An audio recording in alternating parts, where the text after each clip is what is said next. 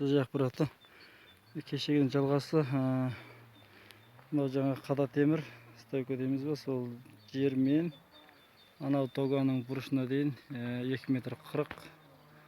Мынау тоганың енінің ұзындығы 5 метр, биіктігі 1,40. Сосын мынау тағы айтары, ортадағы науа дейміз ғой, лоток дейміз. Сумен суағады арғы басына дейін 50 метр арғы басы. Ар жағы 1 метр 90 болып түсті.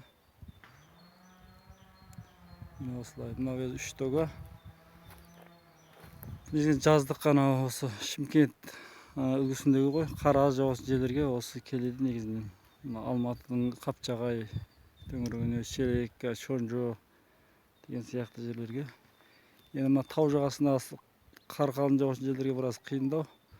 Енді темірлері мықты болса, енді ода болады. Осы бүгінгі сіздерге.